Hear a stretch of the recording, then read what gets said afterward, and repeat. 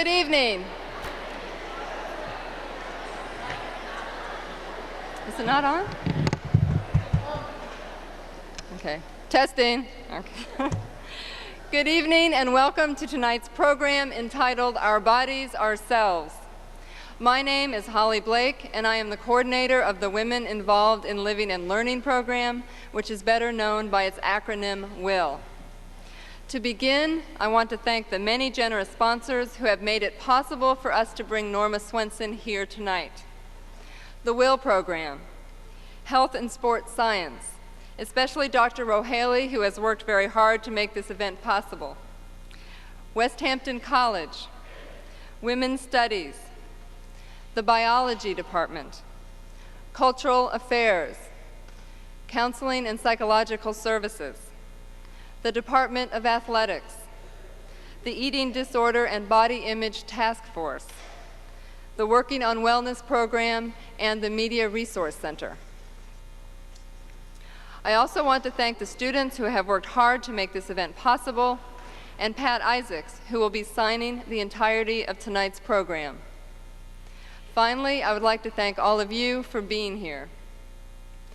Before we start, I would like to draw your attention to the blank piece of paper that you received. Norma Swenson has agreed to spend about 20 minutes answering questions from the audience after her lecture. If you have a question that you would prefer to ask anonymously, please write it down. There are pencils located at each end of all the pews. When Norma Swenson has finished speaking, the ushers will collect these questions. She will then address many of the anonymous questions, as well as questions for those of you who choose to use the microphone. I am now going to introduce two WILL members who will, in turn, introduce Norma Swenson. Allison Gay is a senior who is active in the WILL program. She is majoring in health and women's studies. Kristan Hoffman, the president of WILL, is a senior who is majoring in economics, women's studies, and international education.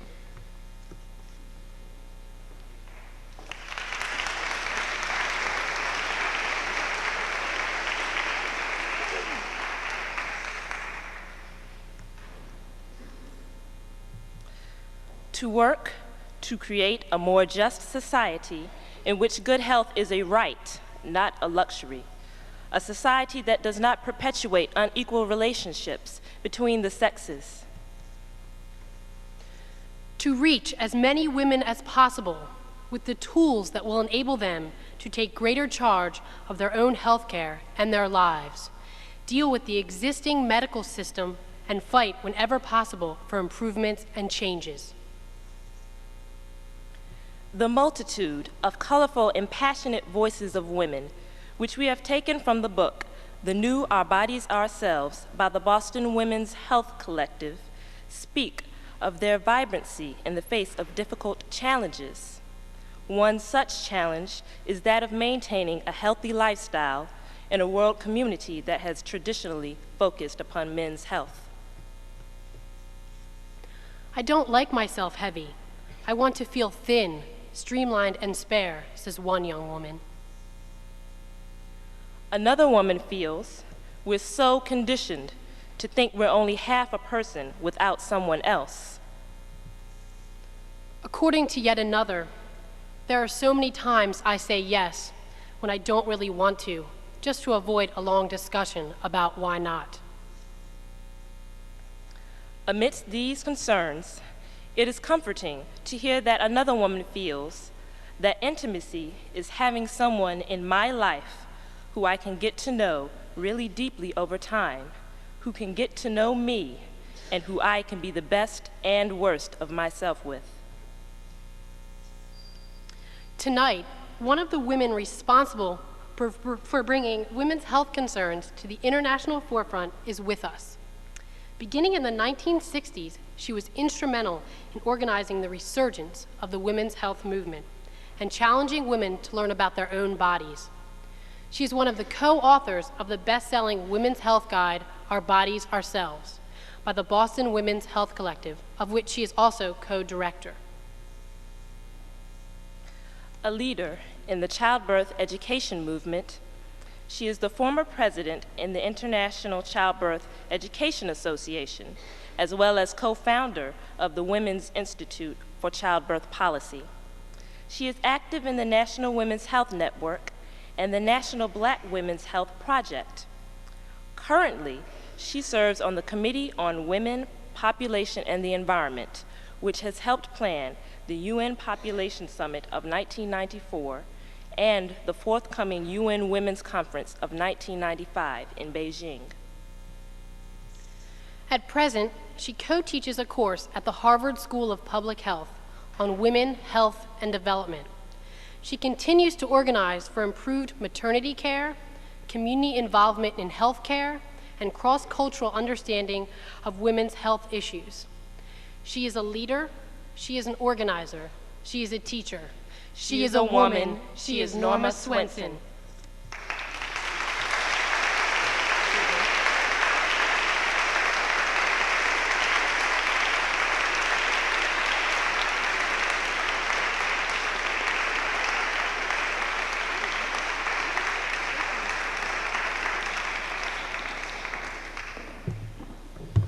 Good evening. Can you hear me?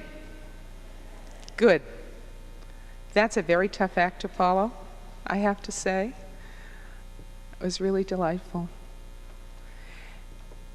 As I stand here in this chapel, I can't help but think of how deeply our ideas about our bodies, our ideas about our health have been influenced by religion.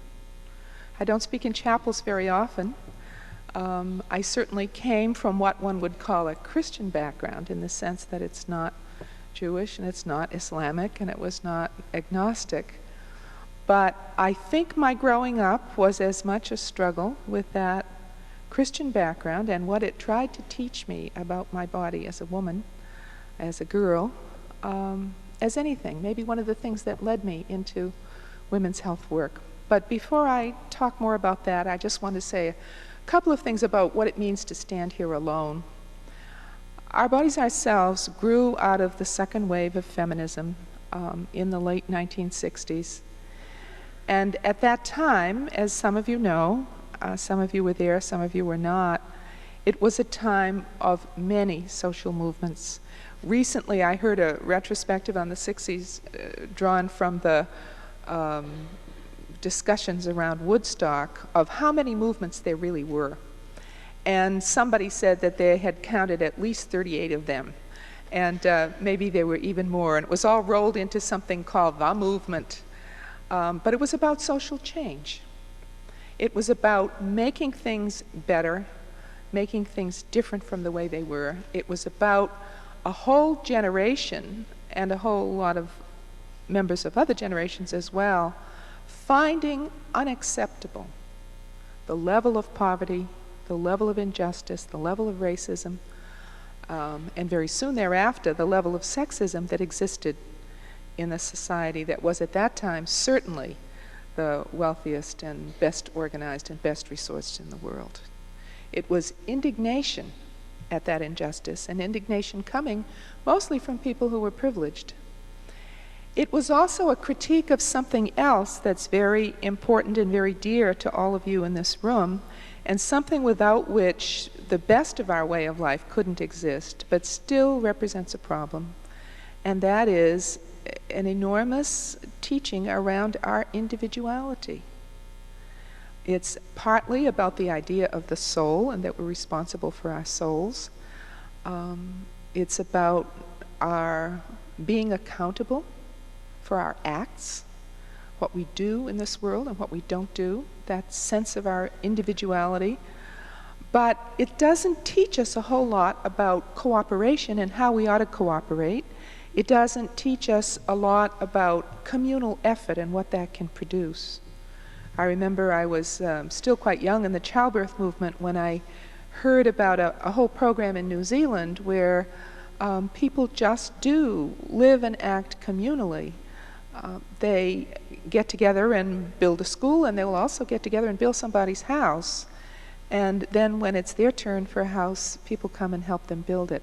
I was very inspired by that. I actually brought Dr. Neil Begg from New Zealand to come and tell us about what kind of community-produced behaviors like that, because we have really made it all very private.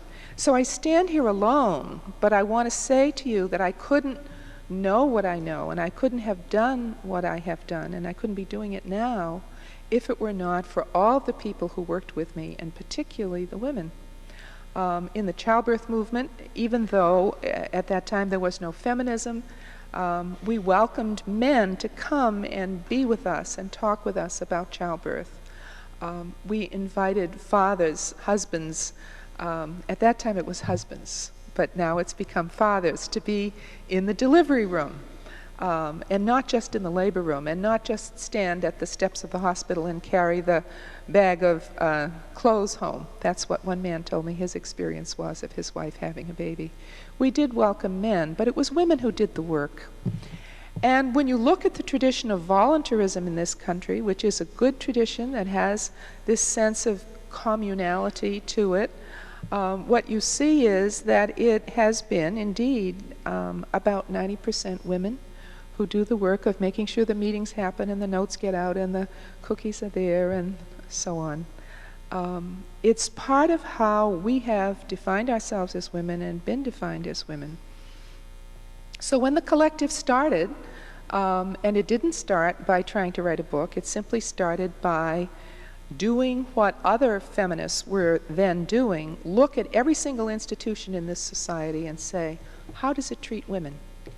How do women feel about their experiences within it? They were doing that about education, they were doing that about the workplace, they were doing that about the law, and we simply did it about health and medicine. It started with a workshop called Women and Their Bodies. This very distant idea. We might have been Martians or men or something talking about women and their bodies. And came together in one of the women's liberation conferences of the day and began. I was not present. I say we, but I was not present. I heard about this afterwards. I know a lot of the people who were there.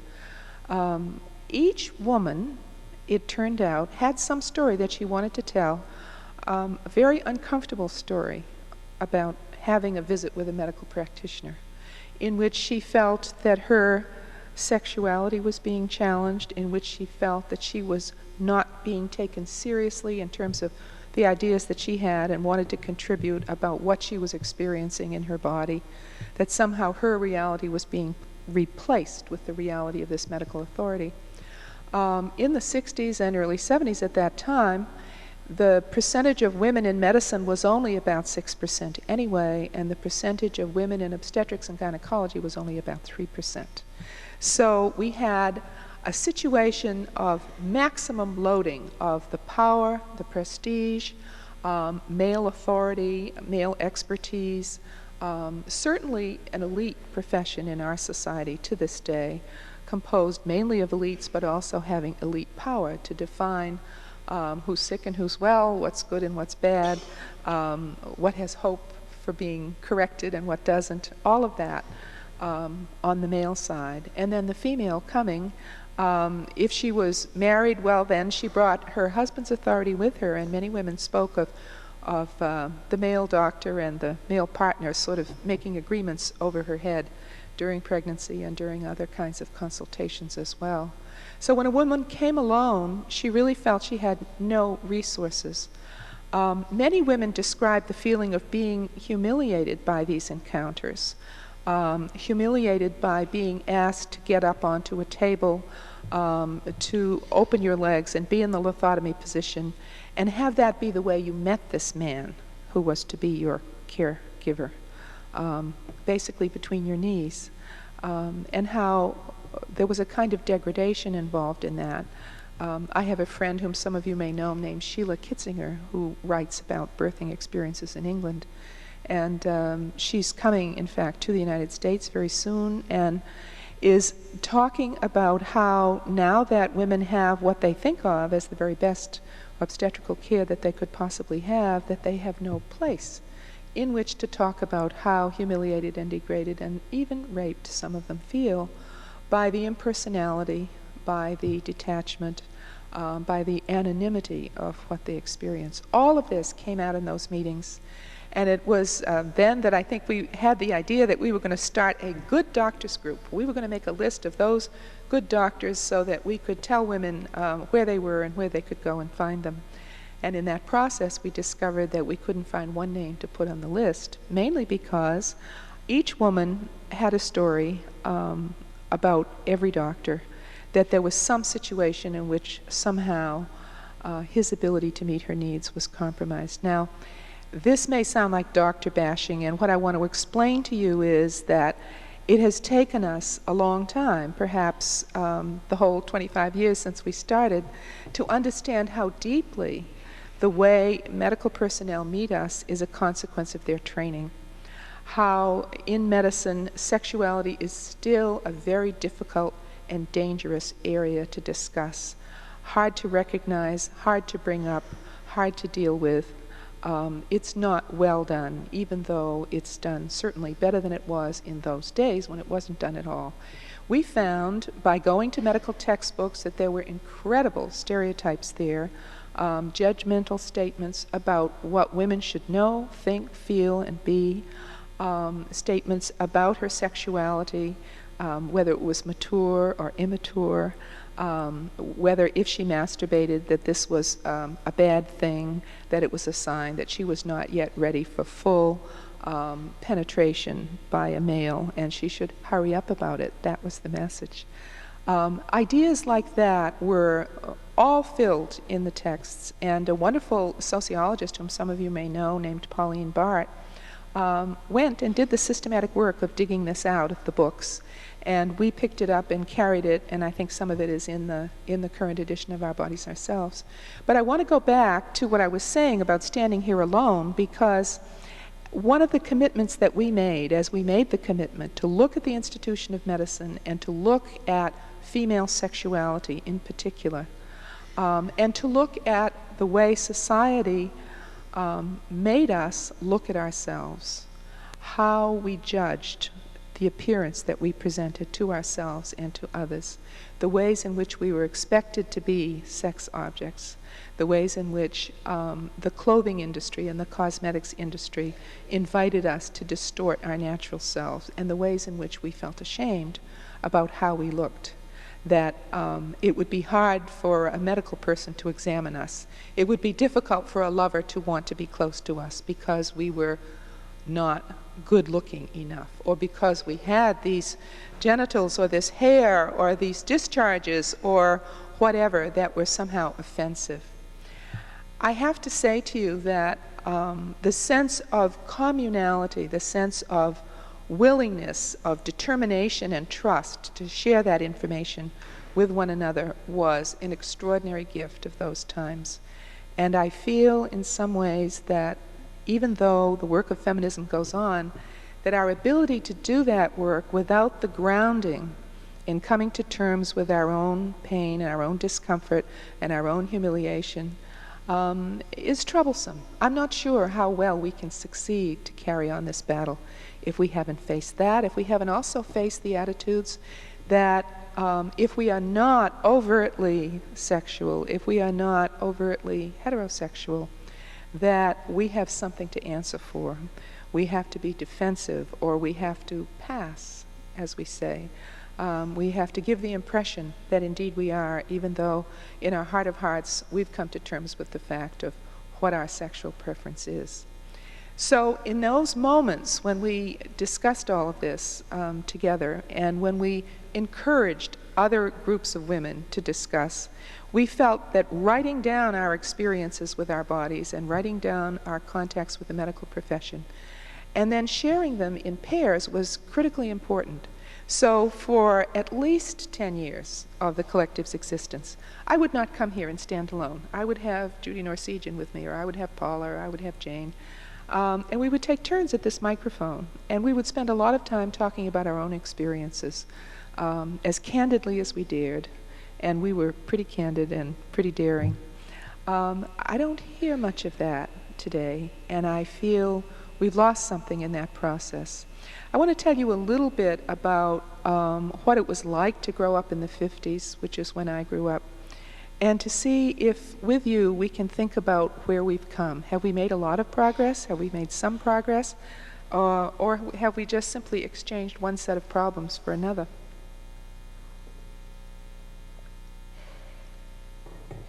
I was speaking earlier today with some of the faculty and students here and describing the fact that in the late 50s, the director of health services at Harvard University gave a major public lecture in which he described female sexual response and the female orgasm as of limited importance to women, that the male sex drive was much more important to men and to women than any drive that a woman would have.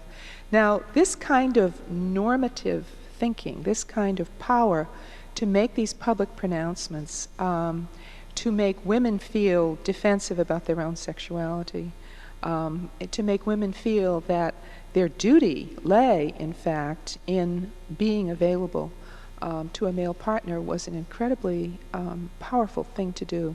And those ideas were all around us.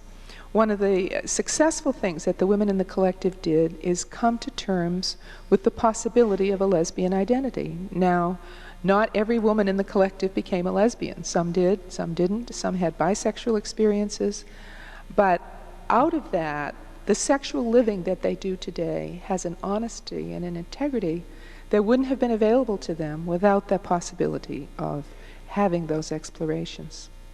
I think one of the things that's happening right now is that your generation is under, if I can say your generation, to that group of you who are here for 4 years now, tremendous pressure, not just to be heterosexual, although I think that pressure is very real, not just to look a certain way, which is primarily heterosexual, but to be sexual.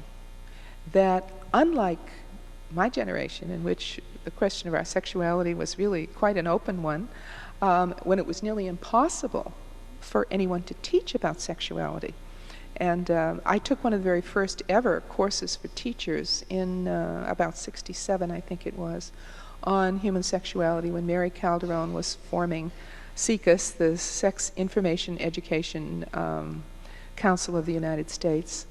At that time, the whole question of body image wasn't even on the agenda. It was just about, could we teach the mechanics of how sexual encounters took place, how conceptions took place, how sexual response took place. It was also the age of Masters and Johnson.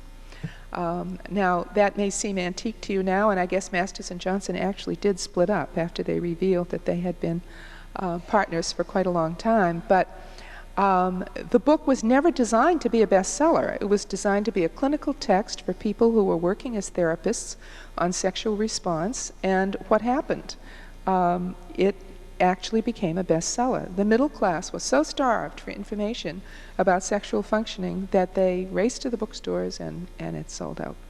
Now, in this kind of milieu, the whole question of whether or not we owned our sexuality, whether or not we could make decisions about it, was still not on the table for women. It was more about what an appropriate sexual response would be if it were happening normally. One thing that came out of that was certainly positive was to agree that there was such a thing as a clitoris, and there's still some doubt about that in some people's minds, whether it is a sexual organ and whether we're entitled to use it. But the whole idea of masturbation, all of these issues were simply not there for women.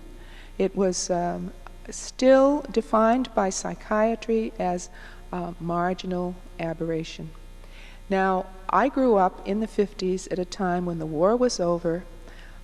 Whatever work women had done in the world, most women, meaning most white women, meaning women who weren't otherwise in the workforce for survival, had to come home and be at home and be wives and be mothers and be sexual partners without any idea whatsoever of their own sexuality. And there was simply no room for women who didn't get married, for women who wanted to be with other women. It was absolutely beyond the pale. Everybody knew that there were prostitutes, but nobody talked about it. Everybody knew that there were illegal abortions, but that they probably were happening to bad women. The world was still divided, as it had been in the Victorian era, between good women and bad women. But good women were expected to dress provocatively. We had wasp waists. I can remember I was in a size 10 wedding dress. You wouldn't believe that today. And it had bones in it. It was not that different from Scarlett's dresses, the way she wore them. And we were to wear very pointed brassieres. The points were really, they looked like missiles. There's no question about it. That was the general effect. And the sweater era was upon us, and we were all trying desperately to look like Lana Turner. And I, in particular, was trying to look like Rita Hayworth, and I remember how crushed I was when I discovered that some padding had been sewn into her gowns and that all of that voluptuousness was not really hers. It gave me some comfort, but not a whole lot. And then there was Lauren Bacall and her cigarette. Now, I can't tell you how many times I went to see To Have and Have not just to see what went on between her and Humphrey Bogart, but to see the way she combed her hair, and to see the way she managed that cigarette. And at the end of a certain number of movies, I could do it exactly like her. And to be that skinny was terribly, terribly important. It was the beginning of a whole new way of looking as that era began to pass. And to be lean. I think I had the very first pair of what were called dungarees in my neighborhood. I remember my mother went with me to Sears Roebuck, and we bought them. They were men's dungarees, and we took a big wedge in the back on the sewing machine so they would fit around my waist, and I still have the picture of me at 12 years old in those dungarees. That was the beginning of a new sense of something called sex appeal. But the image that you presented was this kind of fluid androgyny, that you had to wear a lot of lipstick, that you had to peer out of one eye, sort of, from your hair, and present this really seductive look without ever intending to be seductive. That sense, that compulsion to be sexual and to be flirting with something that you didn't know what you were doing with and didn't understand was part of our reality. The women who did get pregnant, the young women who did get pregnant, were sent away. I think the adoption rate was the highest during that period of the 50s. It wasn't until the early 60s that women had any other options except to adopt or to struggle with an illegal abortion. This was the climate in which we experienced our sexuality. And there was something so refreshing to me and so forthright about the way women went about the business of saying, wait a minute, we own our bodies. These are our bodies. We are going to decide how they look. We are going to decide what our sexual identification is going to be, and we're going to decide what we do with them. And if we want sexual pleasure, we'll ask for it, and if we don't want it, we're going to say no.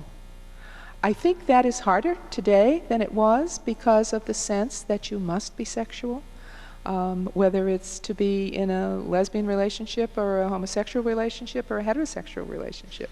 I think that's harder now because it's somehow gotten to be a sign of health now that you have a sexual life and a sexual behavior, that you can not have to ask yourself, how come I'm not dating? How come I'm not sleeping with somebody? These kinds of pressures that are on you. But I think for you as women particularly, there's a simultaneous pressure that you also have to be as competent as you can possibly be, because that is the only way that you can maintain your integrity as modern, intellectual, competent women, that you have to be able to perform at least as well as the men. Now, I think this is kind of a double bind in a way. I think, yes, we can be sexual, and yes, we can be competent. But no other generation has had to do this. Most of your mothers didn't have to do this. And many of you may not have to do it. But Adrienne Rich, who wrote Compulsory Heterosexuality and Lesbian Existence, reminded us that it's only if we can be economically independent that we even have the possibility of being in a genuine mutual partnership. Now, I know there are many women in good marriages, many women in good relationships who would say that's not necessarily so. But that is so rare. And the thing that's important about it is that unless we actually transform the structures of society so that that equality is real in fact and not just real in the particular relationship we're in, then we're going to continue to have women who feel as if they cannot really live up to their potential as women and cannot really feel a sense of comfort in their own selves, in their own bodies, that's not bound in and hemmed in and limited and defined by the images that we're presented with. Now, when I was growing up, it's true we had the movies, and it's true we had magazine ads, and I can still remember some of them. But I think you all have another guest at the table that we didn't have to cope with, and that is continuous live color television, showing you what is attractive, what is beautiful, what is successful, what is sexy, in a way that I think must be incredibly difficult to resist. And I don't see how actually you can resist it, and I'm not surprised if you don't. I think the smoking issue is a little bit different because I see that we are really on a roll now to the point where I think it's finally going to be more difficult to be a smoker than not be a smoker. I was a smoker. I was a smoker for a long time. And in 1966, I was very, very sick with something else. I got into some poison ivy and had to take some drugs. And I had 3 tough rounds with giving up smoking, but I finally did it. And I can see now, everywhere I go in the world where women are smoking, what a struggle it is to live without that prop. I think it's incredibly difficult. And unlike people who've never smoked, I'm very forgiving. When you're ready, you will quit. I'm sure about that. But I think it's terribly important to think about what quitting would be like, and to remind you that it's not just about giving up something, it's about getting something. And what you get is an amazing sense of freedom. I don't think I had any idea how hooked I was. I think I do now, but I didn't then. A sense of freedom. You get back a sense of taste and a sense of smell. I'm sometimes horrified when I think how I must have smelled myself during the years when I was smoking so much. But to smell other things and to smell other people and to smell plants and food in a way that I can hardly believe I went so long without doing. So what can we do that we're not doing to change the way things are? I think, believe it or not, that speech is still one of the most powerful weapons we have. And I think that it is harder now than it's been at any other time that I can recall, except possibly during the McCarthy era, to really speak out in a public space, either about a personal experience of yours or about a political conviction that you hold, whether it's a conviction about sexism or about racism or about political opportunity or economic injustice. I think that kind of speaking and sharing and commitment to taking some kind of action is more difficult now than it has ever been since the 50s.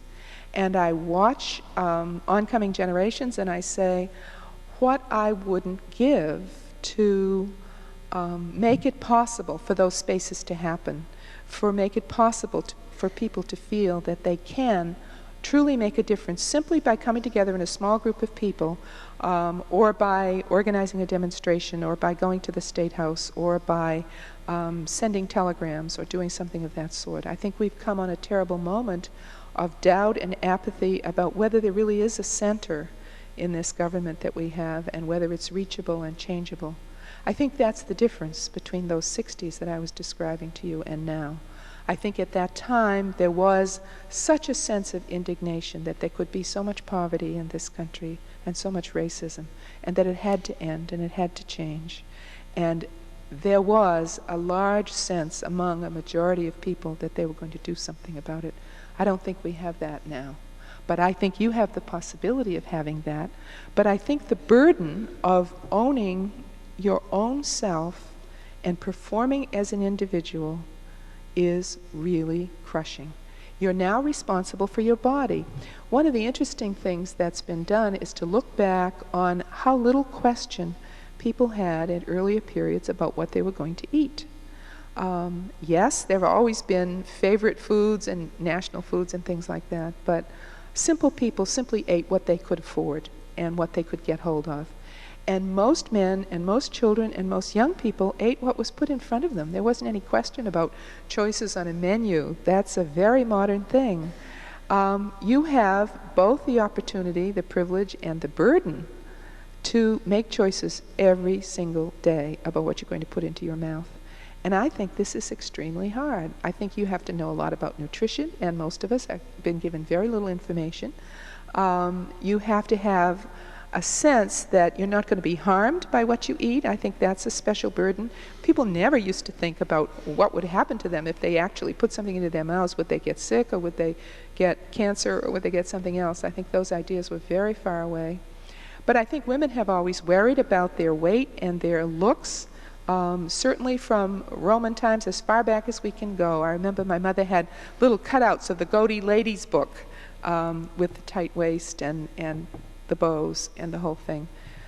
But I think we have the possibility of rising above that, of saying to ourselves and to each other that we own not only what we are and our bodies, but our sense of ourselves. And that's really what Our Bodies, Ourselves was all about. The title was not anything to do with women's bodies. It was a sense that our bodies are our homes, and we want to be comfortable in our homes. And we want to have a feeling of trust and a feeling that we won't be invaded, that we won't be damaged, that we won't be harmed. And to do that, we have to know much more about communication than we've been given a chance to know. We have to learn how to speak. We have to learn how to listen. And I think one of the things that we tried to do in Our Bodies, Ourselves as women was say, we're not ready to speak with men until we can speak among ourselves and have that sense of ourselves. And one of the things that Ourselves and Our Children did, which is a book done by another member of the collective that came later, was to include the voices of young men as well as young women, and to make it clear that we valued and celebrated responsible male sexuality just as much as responsible female sexuality. But without the communication, there was absolutely no possibility of doing that. So that became part of why we thought it was so critical for people to have information. And I think if you wanted to say what was the main message of Our Bodies, Ourselves, there were lots of messages, but the main message is that we deserve much better information than we now have about how our bodies work, about what they need, and about how other people feel in intimate situations. We don't have that knowledge, and we don't speak to one another about it. I can remember when sex education was first beginning in the Newton schools, there was this big question of, shall we have the boys and girls together or not? And at that time, the idea was that as we had everything else, we were going to have boys and girls together.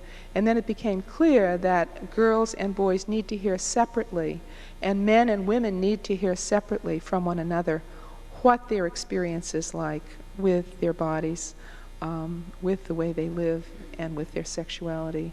And then they need to hear one another. And I don't know where these opportunities can take place, but I think part of what you're going to do in the future is make sure that they happen. If there's one thing we know about the future, it is going to be diverse. That we are not going to be all white, that we are not going to be all heterosexual, and that we are not going to be mainly a young society. We're already getting to be an older society. And that we're not all going to be able-bodied. I think the people in the disability rights movement have taught us all a marvelous and powerful lesson. Not just that they are indeed human beings, but that we are all only temporarily able-bodied. That the time will come, if we live, through accident, through disease, through old age, through whatever, no matter how vigorously we may be exercising today, maybe too vigorously, that we are all only temporarily able-bodied, but that our personhood does not need to be diminished.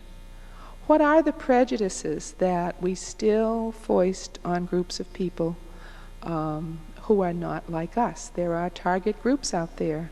They are of different races, they are of different religions, they are of different ages and different levels of bodily ability. It is about learning how to identify deeply with that otherness. Some of you probably saw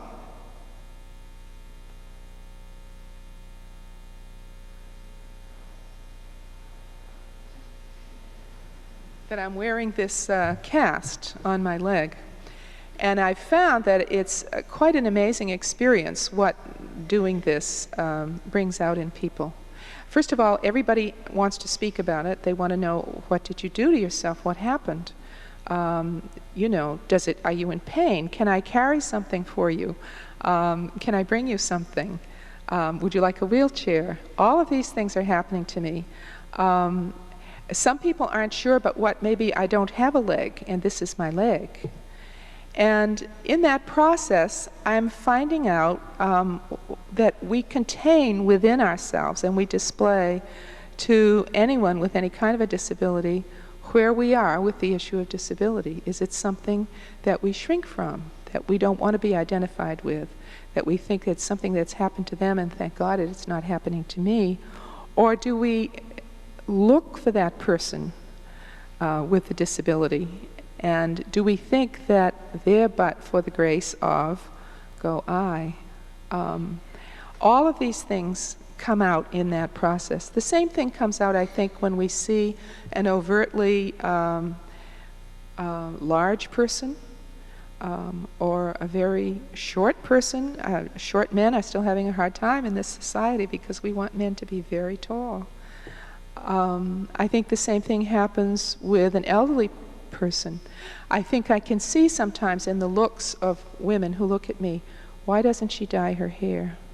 Or when they get sight of my jowls, maybe I should have a facelift. Or why doesn't she wear more lipstick? Usually I don't wear any, I only wear it for the camera. These kinds of ideas about how we're supposed to look and how we're supposed to function. Prejudice against age is enormous. There's an institute in Boston called the Radcliffe Careers Institute that looks at the situation of employment primarily for women. And a number of studies have made it clear that the prejudice against older women, primarily white women, is worse than for any other group, any other age group, any other racial group. I suspend about the disabilities. I don't know how that fits in, but prejudice against older women. And one of the reasons for that, I think, is that there is an assumption that if we're going to be in the workplace, we have to be decorative. If we're not decorative, then there's a question about how valuable we are, because it's clear that we're not being paid as much as men, any of us, at any level. So it's not about saving money. It's really about being attractive and decorative in popular image terms.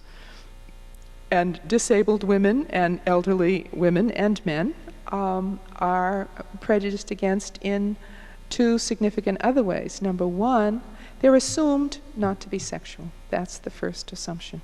Because how could anybody who looks like that be sexual is the question.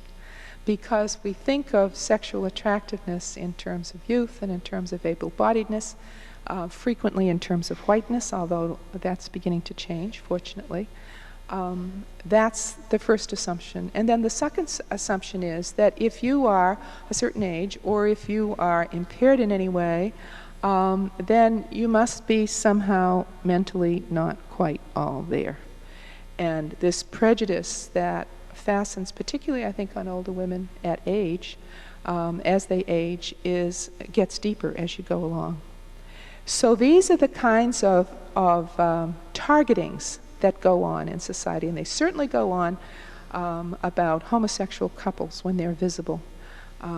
People turning away, people saying, oh, that makes me sick, people casting these images. And I think the first question you need to ask yourself is, how do we punish people who deviate from these norms that we have set up? whether they are norms of looks or norms of behavior or norms of things that can't be controlled, like age or able-bodiedness or race.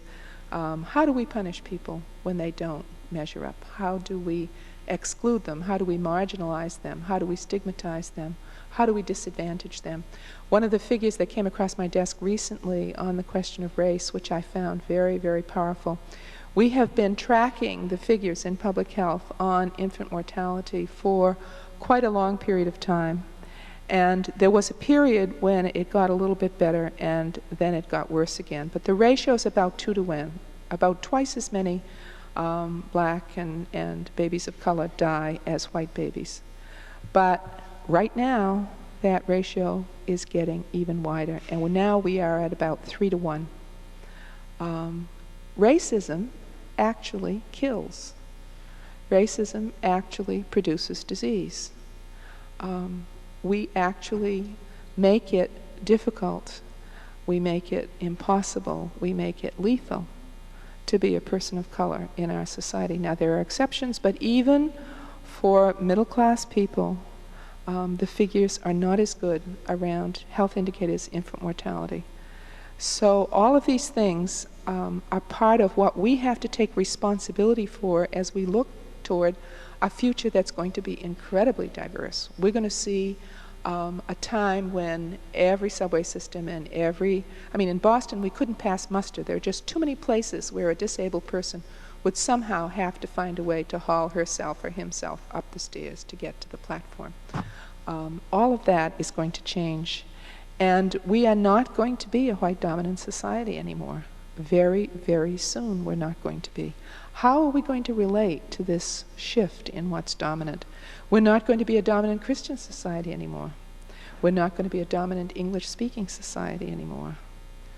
All of these things we need to be preparing for now, and we need to be doing it in settings where we can speak about our anxieties, our insecurities, our doubts, where we can own our fears, which I think is the hardest thing to do, in order to be stronger for the work that we're going to have to do next. I think I would like to stop at this point. I may be a little under time, and begin the business of questions. I didn't talk as much about health as I often do. I tried to talk about some of the larger social issues that we've been coping with in our bodies ourselves as we do health work, which seems to be such an asexual business still, down to the chromosomes and down to the lipids and so on. But to marry health and sexuality is one of our deep commitments. I don't think you can understand the one without the other. So now, are there questions, and are there ideas people have written down? The ushers will go right now and collect any questions that some of you, if you had wanted to write down an anonymous question, they'll collect those now. Also, feel free to come up front to this microphone so that everyone can hear your question.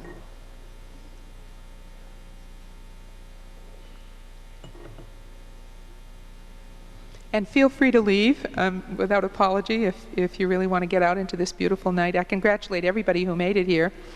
It's a lovely, lovely evening.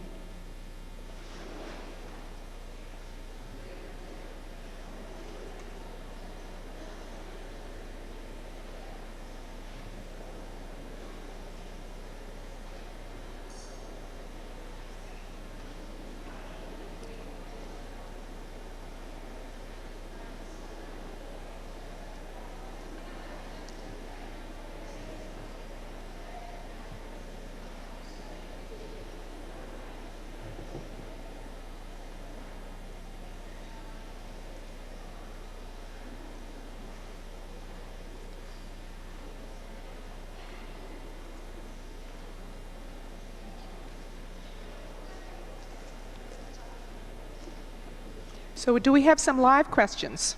Are there people who would like to ask anything at all? Health, sexuality, politics?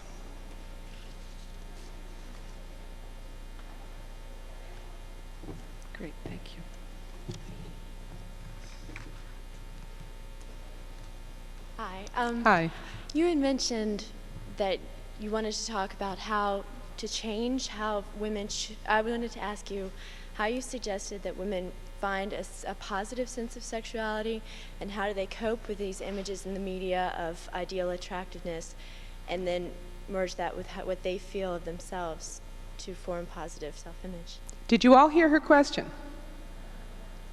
Okay. I'll try paraphrasing, but do catch me if I don't measure up.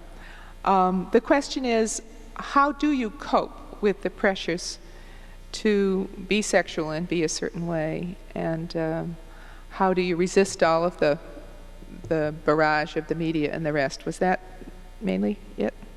Okay.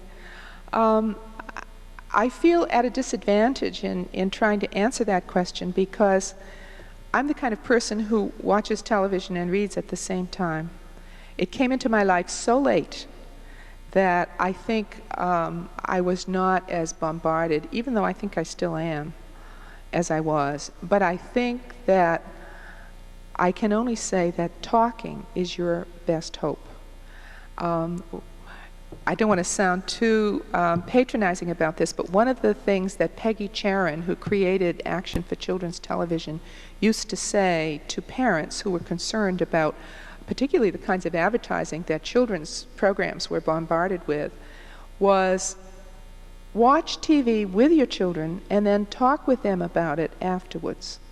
And I would say the same thing. If there's some show that is troublesome, it's troublesome because the images and the behaviors are too heterosexist, too caricatured, too demeaning of women, or some image that's particularly, I'm thinking right now of some of the Calvin Klein images and some of the jeans images that seem to be so provocative, to really sit and take it apart. Now, I don't know how many of you have VCRs and can make tapes of these things, but I would say to get a sense of armamentarium about it, I don't want it to sound too military, but to see if you can get into the minds of the producers of those commercials. And I think there's no question about it that it's a dream that they're trying to sell you. That if you will only conform and if you will only surrender, that you will find some kind of magical nirvana.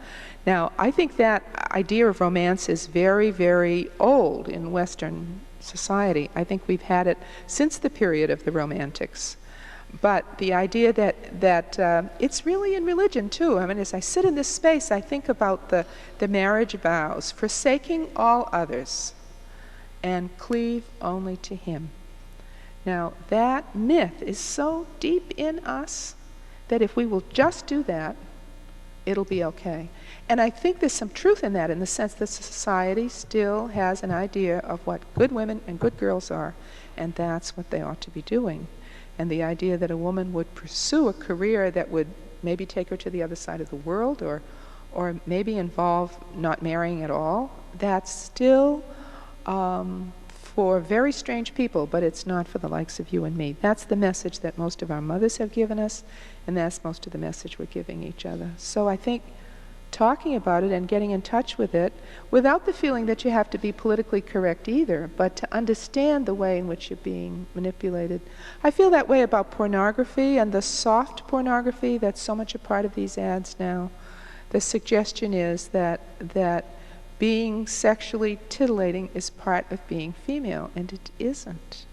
You may be sexually attractive for being female, but it's not about behaviors and styles that you need to adopt in order for that to happen. But I think the burden is on you to do that, and the pressure is on you to resist. But I think resisting alone is the tough part, and that's what I meant when I talked about the individuality.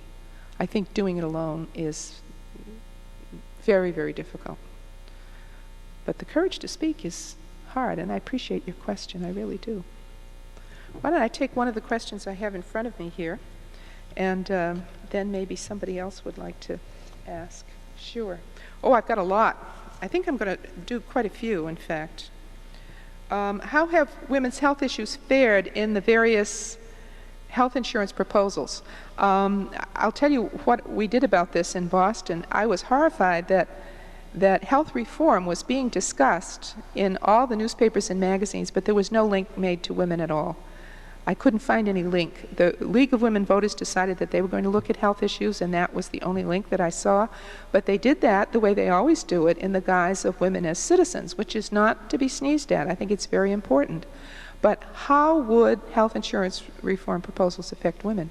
We got together, we did a lot of research, and we've come to the conclusion that health reform will affect women more than any other group. If it's not done right, you and all of us will continue to carry a disproportionate burden financially and in every other way with the existing system. If it's done right, you will get some justice out of these reforms that have been unavailable up until now. Women pay more for their premiums. They are more dependent on all of the existing systems that we have. They pay more out of pocket than men do. There are just dozens and dozens of examples I could give you, but try to find anything about it in mainstream newspapers. You cannot. It's astonishing to me. We've done a lot of research on it, and we have a packet. If you want to write to us, we will give you a packet and points you can use to get into discussions. With a majority of those who work in the health and medical care system, 75% in the system as a whole, 85% overall. We do more unpaid caregiving in the home at all ages than any other group does, mainly midlife women, but also younger women. The system depends on us. There was an amazing article in the Association of Retired Persons newsletter a couple of weeks ago that made it clear that early discharge is going to be the norm in order to save insurance companies the costs of hospitalization. Well, what does that mean? That presumes that it's going to be somebody there at home to take care of this person who may not be able to function on their own. Somebody's going to be there when the therapist comes to the door to do the exercises. Somebody's going to plan the special meals. Somebody's going to supervise all the medication regimen around the clock. Who do you suppose that is? That's female labor. Men don't stay home and do that. Women give up jobs. Women give up opportunities to stay home and be caregivers in their families. And frequently, they care for their ailing and aging spouses until they are dead, and then they are obliged to pauperize themselves in order to be eligible for nursing home care themselves. Very large numbers of women do that in this country, and those are the women who were the good girls, who stayed home, took care of their families, raised the kids. It's a scandal. Okay, is the lack of preventive services in the area of medicine really due to the lack of women present in the field? A book makes it seem that way. I would say no, actually, and if our book made it seem that way, I think that's too bad. I think it's rather the profit motive in health that makes preventive services so absent. But the truth is, when women do go into medicine, they do a great deal of preventive work. They cluster in public health, in preventive medicine, in pediatrics. You should not be surprised. They're not. If you've been following Frances Conley and some of the other women figures in medicine, you know that very few of them are arriving in the upper echelons of the faculty. Next question, how can one help someone with an eating disorder that refuses to admit that she has one? Is it possible to help someone who will not help herself? I would say yes, but I would say that it's very subtle work. If you're in the daily life of a person who's struggling with a food problem, I don't know enough about the techniques you could use to know what would be more rather than less effective. I think the first problem is, as with all addictions and with all obsessions, to free people from their guilt about it, because part of why they're doing what they're doing is because they feel guilty about doing what they're doing, whatever it is, whether it's eating too much or whether it's throwing up after eating or whatever, but then feel that they have to go back and do it again. I think release from guilt, if you knew how to do that, you certainly can't go around saying it's fine, it's wonderful that you're doing this, but I think, again, to reach for the person rather than the behavior is, I think, your best hope, but I think that's sometimes very hard, and that kind of love is rare anywhere in life.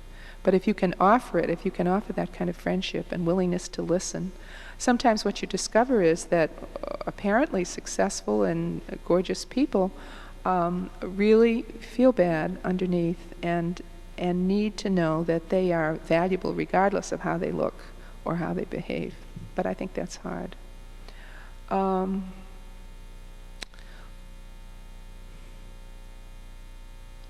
I'm not sure what the first part of this is about, but I think the question is, what about staying home or having a career? Aren't these ideal women too? Where do they fit in? And then it says, weren't you on Oprah? How do you view her struggles with weight? I was on Oprah before Oprah became Oprah. That was a long time ago when she was still in Chicago, and it was called The Oprah Winfrey Show. I'm answering the second question first, but how do you view her struggles with weight? I think that we could learn a lot more from Oprah than we're learning if she would talk more about the experience. I think that her determination to lose the weight and just go and lose it, I'll show you sort of, was impressive, but I think most people who watched it had a suspicion it wasn't going to last. And now, of course, she's come into a new place in her life where she's kind of making it clear, I think, that it's about changing your life and not just changing what you eat and how often you eat. But she hasn't talked that much about it. And the question of staying home or having a career, I can only say to you that I think the social pressure on women to have a career is now so total that it doesn't make any difference if you would be married to the wealthiest and most prominent man in the world. You would still feel like you have to have a career. That's where we've come to. Now, I think there's nothing wrong with that. I think women ought to be entitled to have an interest and a life and a sense of creative endeavor outside of any other part of their lives, that they are owed that if they want it. But I also know responsible women who've decided that it isn't worth it to them to be tied down to a job where they are harassed, to be constantly worrying about whether they're going to be able to reach their kids after school and what the kids are doing about it, who are in an economic position to stay home. But such women are so rare. It now takes two to earn what one man earned about 20 years ago. That's the economic slide that we've been in since 1974. I do not think it's going to change. So in one way, you could say that the women's liberation movement was about preparing us, even though we didn't know it when we started, preparing us to shoulder that economic burden. Most women now do not have time for themselves, do not have time to be in groups with other women, do not have time for the kind of relaxation and leisure, and I would say pleasure. Are women not entitled to pleasure too? Because they are run ragged around the clock, doing for their families, and bringing in the money that they need to keep going. And that's going to be even more so in the future. It's certainly more so for communities of color than it is for white women, but now it's for white women too. So I think fighting about what kind of economic system we're going to have is the only way to answer that question. That women certainly ought to have the privilege of caring for their families, and maybe this is part of what I was trying to say when we were talking about health reform. What about credits? I mean, my father, who is now 91, blind, just got hit by a car on Wednesday and broke 7 ribs. When my mother was alive, got a small amount of money, I think 5 hours a day he was paid to look after her. But most women cannot get those kinds of credits looking after people at home. They just do it for love. And because everybody expects them to do it. This expectation about caregiving is very deep. It's deeper than the biology. One study made it very clear that the female member of the family who was closest would get the job of being the caregiver, even if it was not a blood relation, even if it was an in-law or someone else attached to the husband's family. And another study showed that the closer the work of caring for a person got to the bodily orifices, a drooling mouth or a running anus or incontinence, then the more likely it would be that a woman would do that work. This is how we have structured caregiving in the modern period. And if we can get that care for nothing, now we're going to get it for nothing. And you just watch those insurance companies, that is what's going to happen. I'm not sure I understand your comment, racism kills, as it relates to black babies. Could you elaborate? Yes, what I'm trying to say is that you cannot explain the differences in infant mortality between black babies and white babies, which is now moving from a 2-to-1 ratio to a 3-to-1. 3 black babies die for every white baby that dies, just on socioeconomics alone. That's what I'm saying. that it's across the board, regardless of the economic class and the amount of education, that I'm saying that it is racism itself. It's all the ways in which racism in this society affects all of people's opportunities, whether it's about where they live or walking down the street or getting a job or getting a promotion or having educational opportunities or whatever. That's what I'm saying. And that's an index, by the way, that goes right around the world. If you look at the Maoris in New Zealand, you get the same kind of numbers. To be a minority of color is to be in a lethal situation.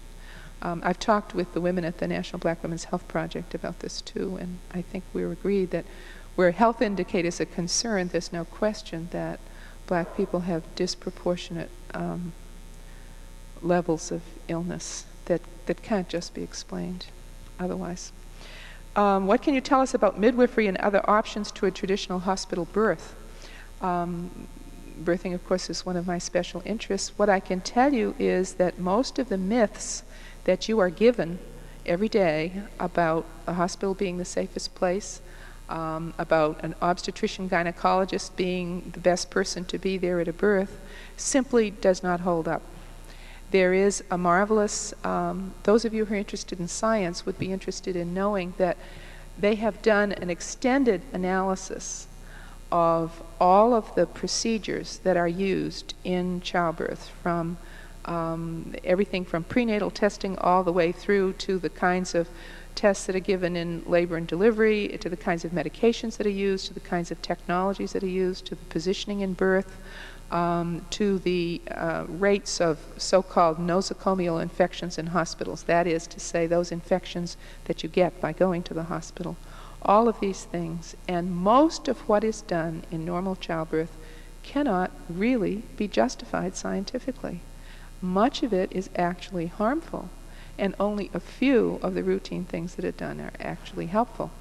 Now, some midwives in our culture are in the position of being forced to operate in hospital environments where they have certain protocols and rules that they have to follow, either because the obstetrical staff has imposed those, it's a medical decision, or the hospital has made some decision about how long you can be in labor, or whether or not you have to have an episiotomy, a cut into your perineum to open up the area for the baby to come through. All of these things may be decreed by other people, and you have no choice but to go along with them as a midwife. But there is now a whole set of freestanding birthing centers across this country where midwives are actually in charge, where they make the protocols, and where women can deliver very comfortably and safely in an out-of-hospital environment and have as near to a home-like experience as they can have in a supervised environment. And I can give you more information about that if you're interested. How about another question from the audience? Does anybody else want to ask anything about health or sexuality? Yes, I see a hand there. I'd love it if other people could hear what you are asking. This is actually not about health and sexuality. That's it's on fine. a little bit of a different tangent. How do you think that the aura of political correctness has affected this trend you discussed toward decrease in open communication about important issues? I'm going to have to hear the last part of that again. Somehow, what I heard was, what's my opinion about the atmosphere of political correctness about what?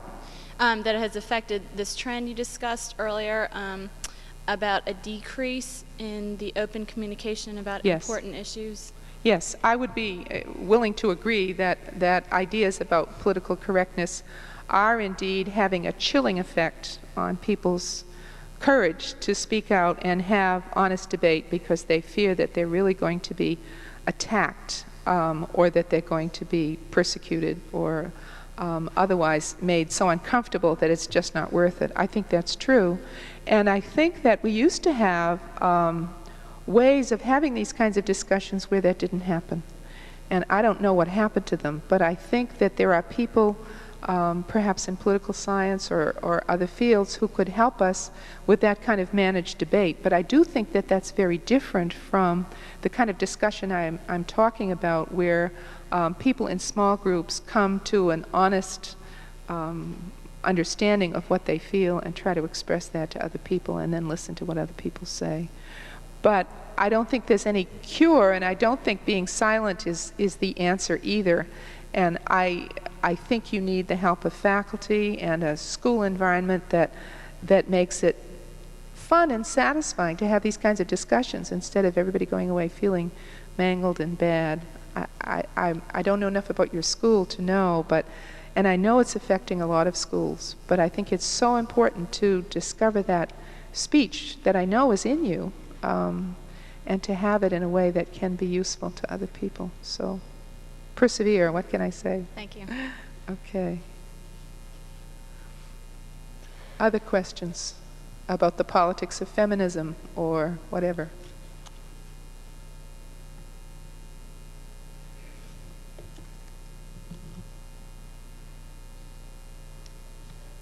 In your opinion, will the new idea of a woman as the superwoman with the career and the home life, still enough time to make cookies for the children and being a sexual person, will that ultimately be as detrimental to women in the future as the previous role of women as the housewife?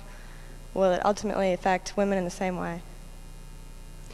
I'm not sure I heard actually all of what you said, but the sense that I got was you were speaking about the superwoman and her ability to simultaneously claim and own and enjoy her sexuality in the way that perhaps the woman who had more time as a housewife was able to do. Is that what you said? I'm saying you discussed how the idea of a woman as the housewife has affected women today, how they weren't in touch with their sexuality, and now that's coming out.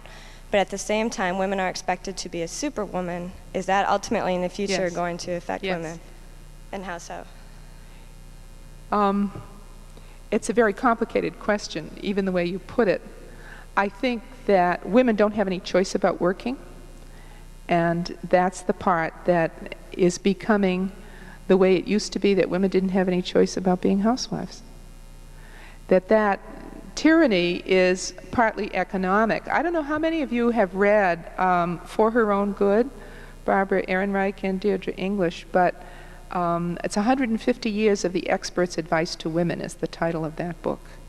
And in it, they make very clear that these roles that seem so ordained that we can't escape are really a function of what's going on in the economic system that we have, that women get assigned the role of, for example, marginal labor, or they get assigned the role of housewife because that's what men wanted at that particular moment, and now they're getting assigned the role of being partners in the economic breadwinning because that's the only way people can function economically.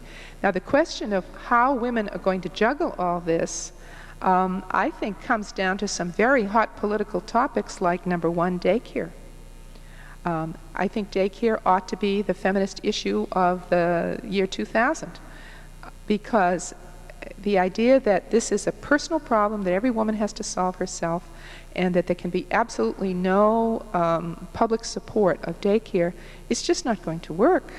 We can't ask that of women, and we are asking it of women. So I think that's one answer. But I think the question of sexuality, my sense from a lot of women is that they are exhausted, that they don't have enough time to even relax, much less be available to be a sexual partner when there's so much work to be done, when there are so many people's needs around them. More and more, I think women look like overworked women in a lot of other societies in third world countries where the industrial process has put them in an impossible bind. There was a marvelous film from Latin America called Doble Jornada about the double day, and now we're starting to talk about the triple day, because that is a woman's life. Now, one answer to this that's come from a lot of women is that it means that men are simply going to have to do more housework and do more childcare. The last figures I saw said that about 9% of men in marriages were doing anything like fair share of housework and childcare. I think the socialization of men has got to be part of this, but after that, or at the same time, I think we have to have a society that's more respectful of the overwork that women are experiencing in order to care for other people, that they're entitled to leisure and entitled to pleasure, and entitled to help, and we're not giving it to them. I don't know if that answers your question, but I think it is impossible, and I think this image that, yes, you can do it all if you're only feminist enough or smart enough or educated enough is simply not fair. That's a worldwide problem. My understanding is that worldwide, women work 2 to 1 every hour that a man works. Men come to the end of their work and then it's over. Then it's time to rest, recreate, leisure. But women, it never ends. How can we change that idea? I think women still feel like their first job is going to be to take care of the people around them, their bodily needs, their psychological needs, their support and comfort needs, and that when that's done, if there's any time left, then they might relax. But if there's no time, they won't. How are we doing? I think we have time for one more question. Okay, shall we take a live one? Is there a live one out there? Okay, great.